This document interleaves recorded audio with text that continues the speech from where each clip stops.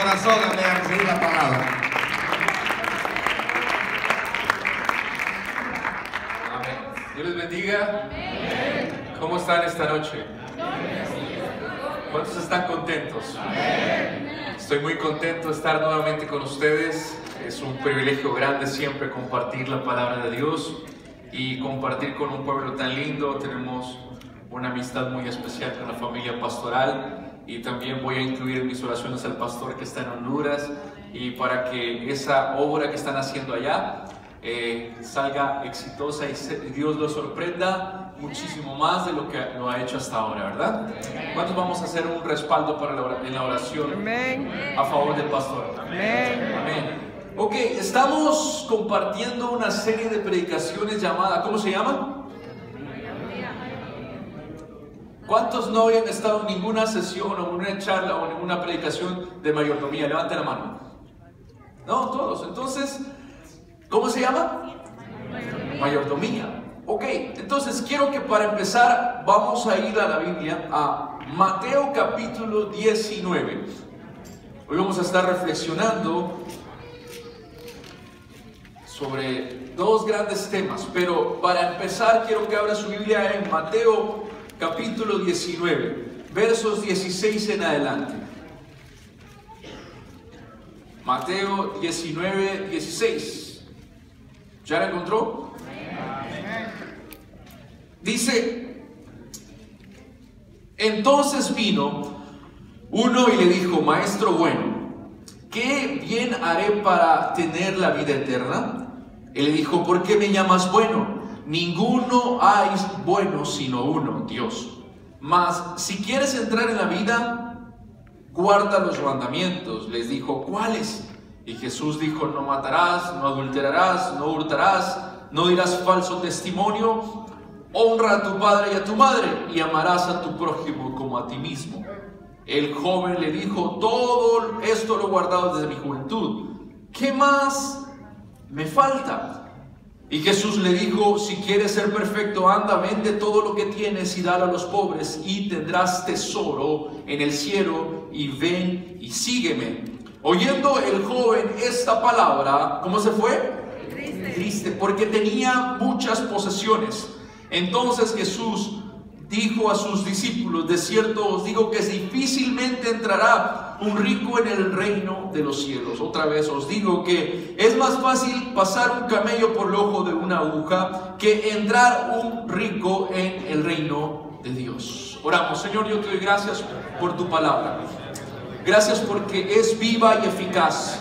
Gracias porque yo sé que esta noche hablará a lo más profundo de nuestros corazones y provocará cambios y provocará transformaciones de acuerdo a lo que tú quieres hablar. Hoy te pido que el Espíritu Santo traiga la iluminación de su palabra y nos haga entender y comprender lo que tú quieres hacer con nosotros. Hoy te ruego que uses mi vida como un instrumento de tu gloria. Aplicamos la sangre de Jesucristo en este lugar. Echamos fuera todo distractor del enemigo. Y hoy en esta hora el Espíritu Santo es el que toma control absoluto y total de este momento en el nombre de Jesús. Amén y amén. Puede tomar su asiento. Esta palabra para muchos quizás ya la habían escuchado. Un joven que se acerca en otro de los evangelios dice que era el principal, o sea, era una persona que tenía algún estatus. Y la Biblia, estoy perfecto. Y la Biblia nos muestra que este hombre vino delante de Jesucristo y le dice: Maestro, ¿qué haré para obtener la vida eterna? Jesús le dice: cumple los mandamientos. Aquel hombre dijo: ¿cuáles?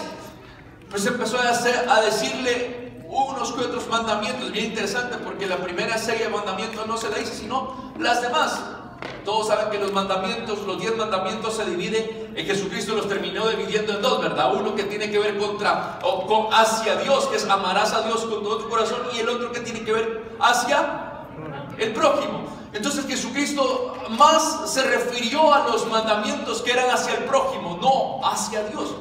Y él dijo: yo los he cumplido desde mi juventud. Lo cual fue cierto, porque Jesucristo en ningún momento le dijo: tú eres mentiroso, o no le dijo: mira, no es cierto, tú no los has cumplido. Jesucristo hace... Aló, dos. Jesucristo seguramente dijo, seguramente sabía que él sí los había cumplido. Y dijo, ok, ahora te falta. Y él dijo, ¿qué me falta? Una cosa, vende todo lo que tienes. Vende todo lo que tienes y reparte a los pobres. Y sígueme. Ahí le dolió. Porque tocó la primera sección de los mandamientos. Porque él pensaba que amaba a Dios. Él pensaba que era bueno. Él porque no le hacía mal a nadie. Él porque no se llevaba mal con nadie. Porque era muy noble, era muy buena gente con las personas. Pensaba que estaba bien con Dios. Así como muchos cristianos piensan que están bien con Dios. Piensan que todo está bien. Piensan que como no le hacen mal a nadie, piensan que como no se lleva mal con nadie, piensan que como no hay un pecado escandaloso, todo está bien. Este hombre pensaba que estaba bien, pero salió reprobado en un examen. Amarás a tu Dios con todo tu corazón. ¿Por qué digo eso? Porque amaba más al dinero. ¿Me está comprendiendo? Amaba más al dinero que a Dios. Entonces Jesucristo dice después, es cierto, es tan difícil que un rico entre al reino de los cielos. Ahora, mírenme con mucha atención, porque la gente pensará, ay, por eso no quiero ser rico. Eso de los ricos. Y como muchas veces venimos de un contexto donde se nos enseñó, ¿verdad?, que el rico está allá y el rico es malo, y el rico aquí y el rico allá, y esto y lo otro, y se nos siembran filosofías de esta tierra, aún filosofías económicas o filosofías de las corrientes políticas, donde vemos al rico con maldad. Pero no es cierto. Dios también necesita gente rica. ¿Por qué? Porque la gente rica que tenga el temor a Dios y cumpla todo perfectamente como Dios quiere, va a ser gente que va a bendecir el reino de los cielos. Va a bendecir el reino de la obra del Señor. A ver, ¿cómo llegó el Evangelio a Latinoamérica? Si no fue por gente que soltó la plata, pues. ¿Para qué misioneros fueran a Latinoamérica? Gente que tenía mucho dinero, que puso su dinero a la obra del Señor y dijo, vayan y compartan el Evangelio, y apoyaron a muchos misioneros. Y es ahí por donde, ellos aquí, por ellos estamos, porque Dios los utilizó su dinero. Cuando la Biblia dice que es más fácil que un camello entre por la aguja, por el agujero de una aguja, que un rico entre al reino de los cielos. Hay dos tipos de pensamiento con respecto a este planteamiento, porque la gente dice, ay, imagínense la aguja, meterla por ahí. No, hay dos tipos de planteamiento. El primero es que Dios utilizó una hipérbole. La palabra hipérbole significa una exageración para mostrar algo imposible. ¿Ya? Por ejemplo, alguien que dice, ay, me muero de sueño. No se va a morir de sueño. Es una hipérbole, una exageración diciendo que tiene sueño. Que por cierto está mal dicho, ¿verdad? Porque usted no tiene que estar maldiciendo con sus palabras. Pero esa es una hipérbole, algo que se dice exageradamente. Pero la segunda es que dicen que esta era una puerta que estaba en uno de los muros de Jerusalén, y que por ahí nada más entraban las ovejas y difícilmente podía entrar un camello. Entonces, ya sea por una o por otra, es algo a lo que se refiere, es que es muy difícil. ¿Por qué? Porque esta gente ama más el dinero que al mismo Dios. Ahora, la pregunta es, ¿cuántos quieren ser bendecidos económicamente? Amén. Sin pena, díganlo, levante la mano. Amén. Levante la mano los que quieren ser. Ok, asegúrese de una sola cosa. El día que Dios empiece a bendecir la obra del Dios.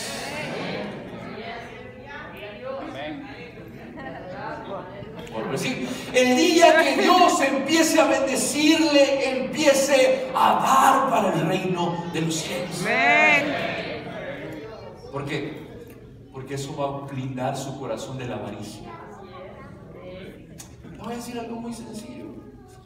El hombre nunca se satisface. Lo dice la Biblia. Es que mire, entre uno más tiene, Más quiere. Más quiere. Entre uno más gana, más gasta. Y eso de que, Señor, si tú me das $10,000 al mes, Señor, yo te voy a hacer fiel. No. No funciona así la cosa. Funciona desde ahorita, con lo que tienes, con lo que traes, con lo que Dios te da. Desde ahora hasta cuando tú tengas más, vas a empezar. No te va a doler. No te va a doler. ¿Sí? Amados, el hombre nunca se va a satisfacer. Así que la manera en cómo blindamos nuestros corazones de la avaricia es dándole a Dios. Es dando a la obra del Señor. Y muchas personas piensan que están bien dentro de la iglesia, pero apenas empieza a hablar de darle al Señor, empiezan con los argumentos. La cara se les aturre. Ya empezaron. Entonces estás como este joven, demostrando que te importa más tu dinero que Dios. Aló. Santo. Es que yo creo. No se trata de creer, se trata de saber. Y el conocimiento viene a través de la palabra de Dios. ¿Quiere que le comparta algo con sinceridad y con todo mi corazón y con respeto? Ya no siga viviendo un cristianismo de escuchar. Vívalo de crecer en la palabra. Santo. ¿A qué me refiero con esto? Es que yo vi, es que yo escuché. ¿Le consta? ¿Aló? ¿Le consta? Es que a mí me dijeron. No, es que yo creo. Una vez una persona me dijo, uno de los argumentos comunes que los que no quieren aceptar a Jesucristo, que son duros de corazón, refutan cuando yo le comparto el evangelio es: ¿y dónde vas a ir cuando mueras? Nadie sabe. ¿Cómo que nadie sabe?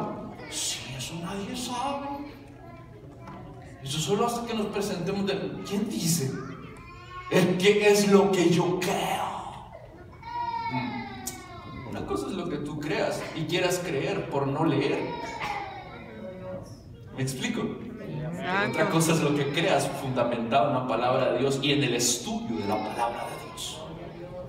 Así que hay más argumentos en la palabra de Dios que apoyan el dar, que apoyan el respaldar la obra de Dios, que apoyan el que usted y yo podamos presentar nuestras vidas. Y mire, este joven Dios tocó lo que más amaba.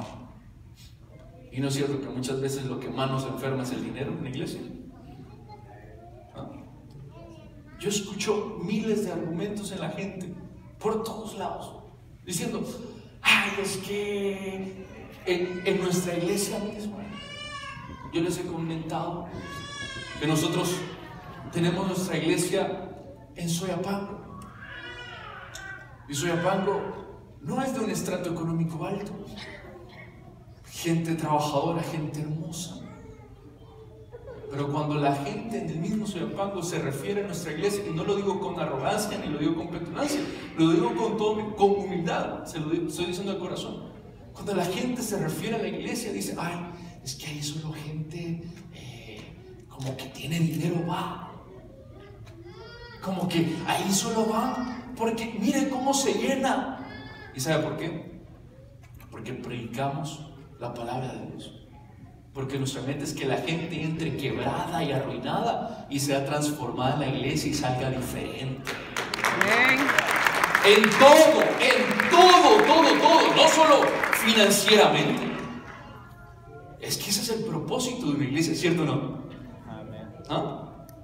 Entonces, y alguna vez he escuchado este famoso argumento en la gente: ay, es que a mí me incomoda cómo habla de darle al Señor. ¿Por qué le incomoda?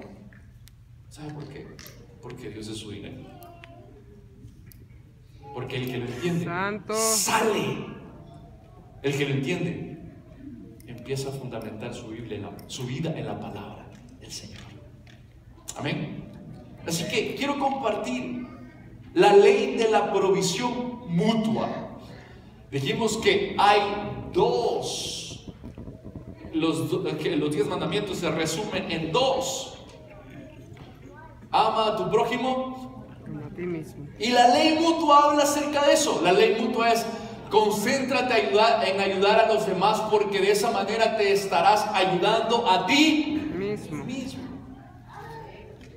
Estos días estaba leyendo la Biblia y dice: amarás a tu prójimo como a ti mismo. Pero Jesucristo vino y dijo: no, amarás a tu prójimo como yo. Wow, eso es un nivel más alto, ¿no? Sí, amén. ¿Cierto o no? Amén. Porque uno mismo se ama, pero como Él nos ama a nosotros, es más grande. Entonces, la ley de la provisión mutua nos habla acerca de que la iglesia está descrita en varias metáforas. Por ejemplo, la iglesia se le llama el rebaño, se le llama la viña, un templo, la familia, un edificio, una novia, etc. Pero la más directa es la que se refiere a que somos el cuerpo de Jesucristo. Me encanta mucho lo que habla Hechos capítulo 2 del verso 44 y 45. Ahí está en sus pantallas. Pero más específicamente, si usted quiere saber cuál es la esencia de la iglesia, cuál es la iglesia original, porque a veces nos mortificamos como cristianos en decir: mi iglesia es la perfecta, o mi estilo de lo que yo pienso que es iglesia es lo que tiene que ser, y otro tipo de iglesia no es el correcto. Ok, vamos a lo que pasaba en Hechos capítulo 2, cómo se movía la iglesia. Recuerden, capítulo 2 de Hechos, el Espíritu Santo había venido. De repente empezó aquel movimiento. Ahí nació la iglesia. Pero ¿cómo era la esencia de la iglesia? ¿Cómo era el original de la iglesia? Mire, dice: todos los que habían creído estaban ¿qué? Juntos. ¿Cómo estaban? Juntos. Juntos. Y tenían en común todas las cosas. Y vendían sus propiedades y sus bienes y los repartían a todos según la necesidad de cada uno. Quiero que vaya con su Biblia. Hechos capítulo 2.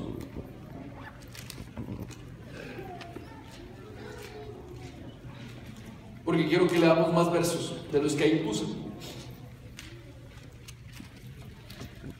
Hechos 2, 41. Dice, ¿ya lo tienen? Yo tengo otra versión, dice: así pues, los que recibieron su mensaje fueron bautizados. Aquel día se unieron a la iglesia unos 3,000. Se mantenían firmes en la enseñanza de los apóstoles, en la comunión, en el partimiento del pan y en la oración. Todos estaban asombrados por los muchos prodigios y señales que realizaban los apóstoles. 44. Todos los creyentes estaban juntos y tenían todo en común. Vendían sus propiedades y posesiones y compartían sus bienes entre sí según la necesidad de cada uno. No dejaban de reunirse en el templo ni un solo día, dice. De casa en casa repartían el pan y partían la comida con alegría y generosidad, alabando a Dios y disfrutando de la estimación general del pueblo. Y cada día el Señor añadía al grupo los que iban siendo salvos. La dinámica de la iglesia es esta. Digan conmigo: milagros. Milagros. ¿Qué dice que primero hacían por mano de los apóstoles? Milagros y prodigios. Amados, miren por favor, es tiempo de que la iglesia empiece a pedir más milagros.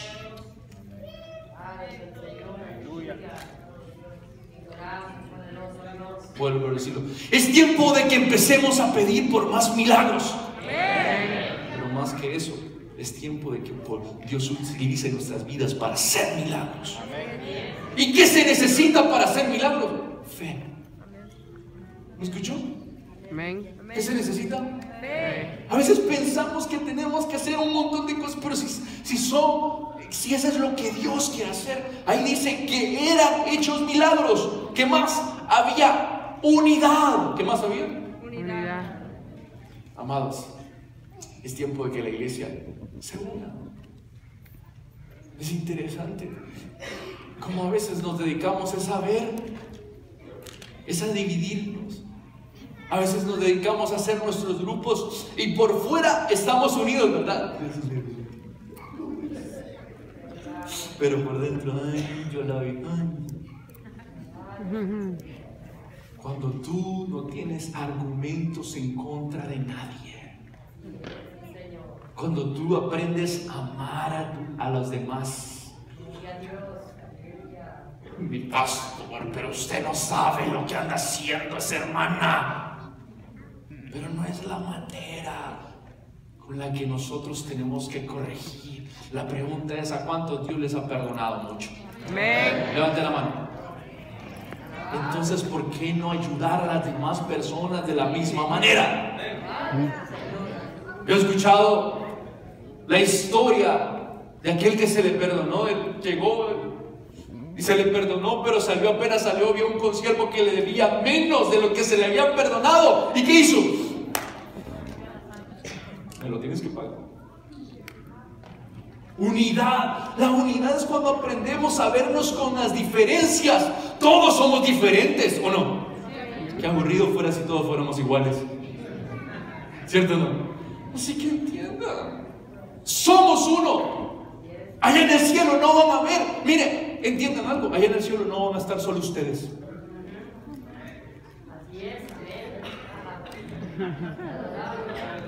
Porque si estuvieran solo ustedes, fueran egoístas. Y si estuvieran solo los míos, fueron egoístas. Allá van a estar miles y miles, porque la obra de la cruz del Calvario fue para todo el mundo. Más van a estar los que aceptan la obra de la cruz del Calvario. Unidad. Es tiempo de unirnos. ¿Sabe por qué? Porque la unidad nos lleva a hacer grandes cosas. Las divisiones y el enemigo empieza a manifestarse con división. Venga, hermano, quiero comentarle una carga que he sentido y siento que el pastor está yendo como raro y pude sentirlo. Cuando tus palabras se presten para división, no las hables. ¿Aló? Vuelvo a decirlo. Cuando tus palabras se presten para división, no las digas. ¿No escuchó? Porque si no, el enemigo utiliza eso para enfermar mentes. Es que el enemigo no necesita una conferencia para enfermar tu mente. El enemigo necesita nada más un pedacito, una frase para enfermar la mente. Ahora entiendo. Y nos predispone. A ver, ¿cómo actúa el enemigo? Es interesante. Porque siembra una semillita pequeña que la empieza a multiplicar. Y eso nos predispone, o sea, nos pone a la defensiva. Después que nos predispone, empieza a afectar la manera en cómo hacemos las cosas. Entonces encontramos a cristianos que hacen las cosas. Le dicen: hermano, ¿puede llegar a servir la próxima? Ay, pero ¿por qué no va él? Porque ya está afectado su servicio, ya está afectado sus acciones por un argumento. Unidad. La iglesia primitiva era una sola. Y no estaban en un solo lugar, se congregaban en las casas de muchos. O sea, ¿qué hacen acá? ¿Cómo le llaman? ¿Células o grupos familiares? Células. Imagínense, el modelo de la célula, ¿de dónde viene? ¿Ah? ¿De dónde viene el modelo de las células? De la iglesia primitiva. Más bíblico no puede ser. La manera en cómo nos podemos reproducir, multiplicar, ¿cómo es? ¿Aló? Pregunta: ¿cuántos este año quieren crecer? Amén. ¿Cuántos este año quieren crecer? Amén. Ahora, la pregunta es: ¿quién es usted dentro de la iglesia? ¿Una? No. Un miembro. Usted es una oveja. ¿Quién es una oveja? Amén. Entonces tengo que preguntar quiénes son cabritos o qué. ¿Quiénes son ovejas? Amén. Ok. Mírenme por mucha atención. ¿Quiénes son los que se multiplican? ¿Quiénes son los que se multiplican? Las ovejas. Entonces, ¿por qué queremos que el pastor haga todo? ¿Aló? Hola. ¿Quiénes se multiplican? Las ovejas. ¿Qué hacemos los pastores? Yo. ¿Sabe qué hago? Es cuidar el rebaño y multiplicar pastores. Porque cada quien multiplica lo que es. Reproduce lo que es. Entonces, este año en unidad tenemos que reproducirnos, multiplicarnos, crecer. Este año, ¿qué más dice la Biblia que hacía? Que tenían todas las cosas en común, que no había ningún necesitado. Esta ley se trata de eso. ¿Qué se trata, amados? De podernos ayudar unos con otros. Comparta. Mira a la persona que está a la par suya, dígale: tú eres buena tierra para sembrar.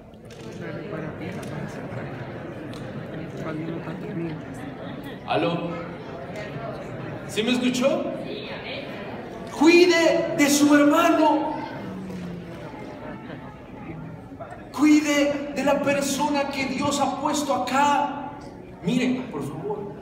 Estoy seguro que los cristianos de los primitivos estaban pendientes de todos los que iban y los que faltaban.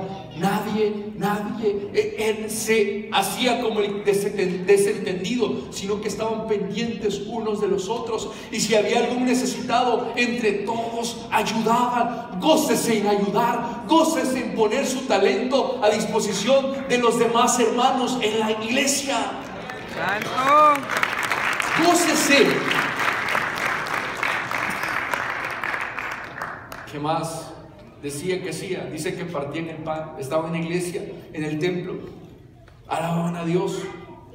Y dice que al final Dios añadía a los que habían de ser. Ese es, miren, diga conmigo, cultura. Cultura. ¿Qué es? Esa era una nueva cultura que se estaba levantando. Amados, hay una cultura en el reino de los cielos que se tiene que implantar en la iglesia, y es esta: milagros, unidad, maravillas. ¿Qué más? Estos hombres vivían bajo autoridad porque eran los apóstoles que iban dirigiendo este movimiento llamado los del camino en la Biblia. ¿Qué más sucedía? Esta gente alababa a Dios, esta gente, pero a veces nos desenfocamos como iglesia y empezamos a entrar en más cuestionamientos y empezamos a entrar en argumentos y empezamos a enfermarnos. Miren, ven, por favor, que nadie enferme tu corazón. Sírvele a Dios con todo tu ser. Amén. Pero ahora sí, que nadie enferme tu corazón. Sírvele a Dios con todo tu ser. ¿Sí me escuchó? Hay gente que dice: no, yo no sirvo. ¿Por qué? Ay, es que mira.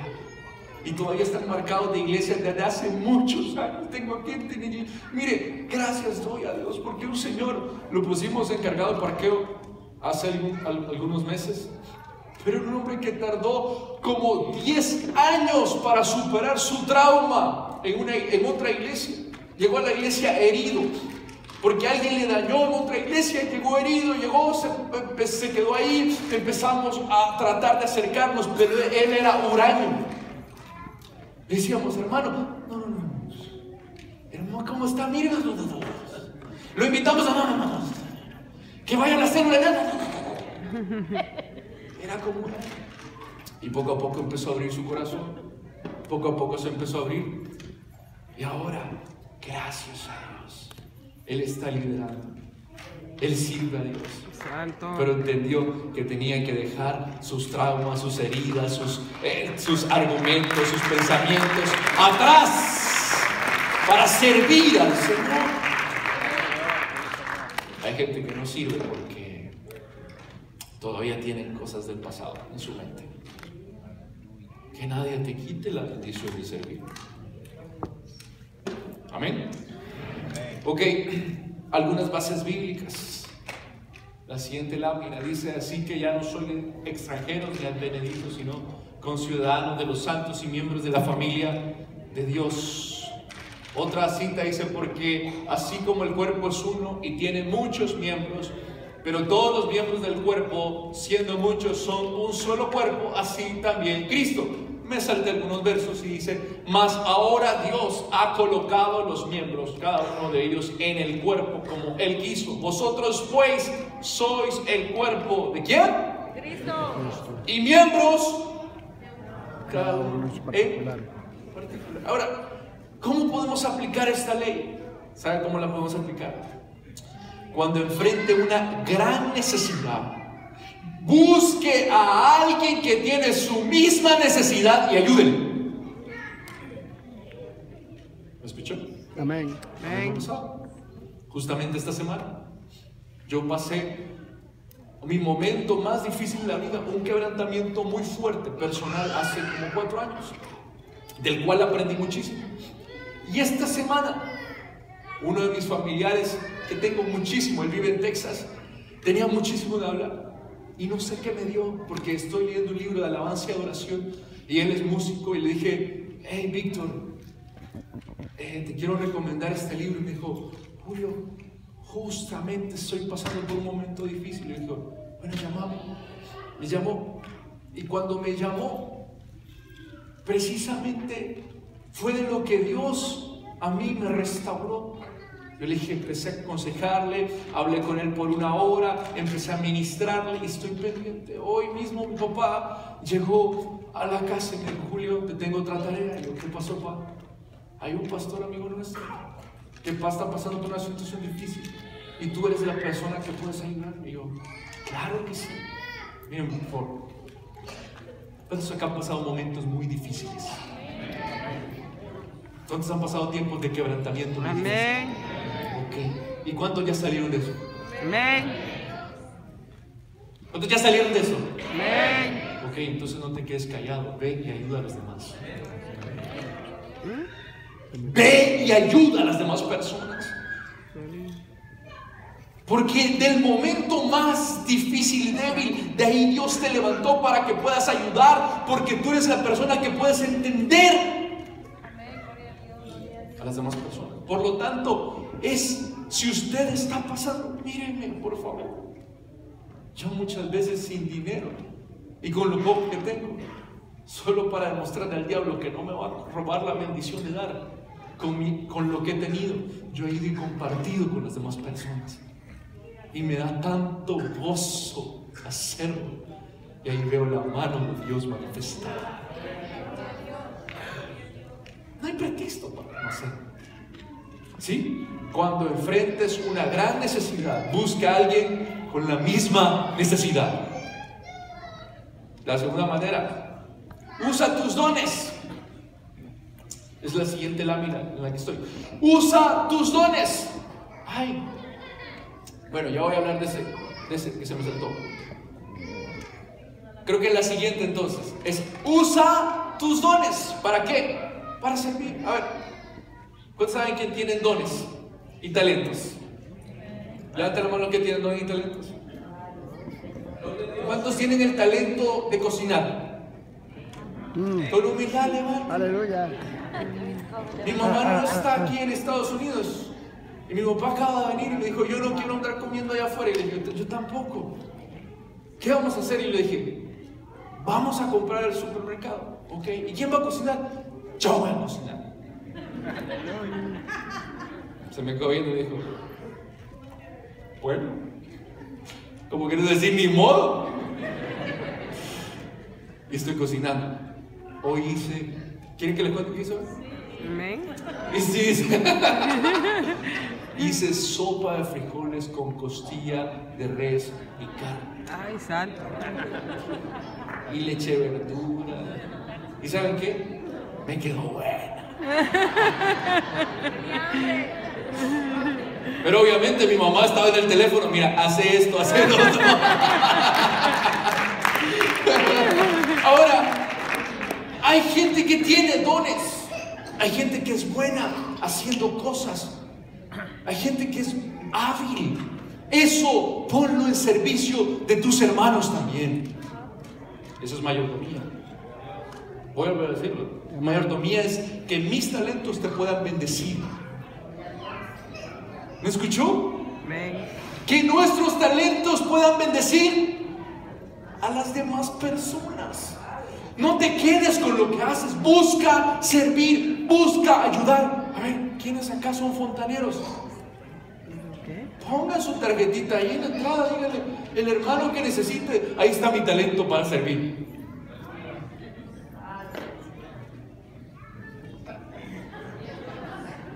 ¿Aló? Uy, pastor, pero es que usted no sabe cómo es de difícil hacer negocios con cristianos. No, eso es un problema. Bendice, siembra. Y no somos hermanos. Mi hermano entra a mi cuarto, me agarra las cosas y se va. Ahora yo le hablo lo mismo también. Somos un cuerpo. Usa tus dones, usa tus talentos para bendecir a tus hermanos. ¿Me escuchó? Y lo último, edifica. Nunca te quedes con los brazos cruzados. Amados, edifica. ¿Qué es edificar? Es siempre busque crecer como iglesia, siempre busquen hacer algo. Nunca te sientes como cristiano de brazos cruzados a no hacer nada. Aló. ¿Cuántos este año se han propuesto servirle a Dios con todo su corazón? Nunca te quedes con los brazos cruzados. ¿Sí? Ahora, la lámina anterior, voy a nada más decir, Mateo 18 al 20 habla de que lo que atáramos en la tierra sería atado en los cielos. y lo que desatáramos en la tierra Sería desatado en los cielos. Y también habla acerca de que si dos de vosotros se pusiese de acuerdo, y que al final habla de que si 2 o 3 están reunidos en su nombre, 3 principios muy importantes. El poder de atar y desatar viene por la unidad. El poder del acuerdo nos hace ir muy lejos, y el poder de la unidad hace que conquistemos, hermanos. ¿Sí me escuchó?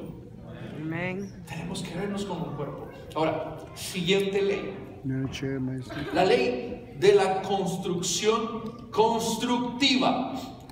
La obra de Dios es para la gente de Dios, para que la gente de Dios la haga de acuerdo a la voluntad de Dios. La obra de Dios es para que la gente de Dios la haga de acuerdo a la voluntad. Un hombre muy famoso en los 1800 llamado John Wesley, que por cierto hay una como denominación que se llama la iglesia wesleyana, ¿verdad? Es un hombre de Dios. Dice, si tan solo yo predicara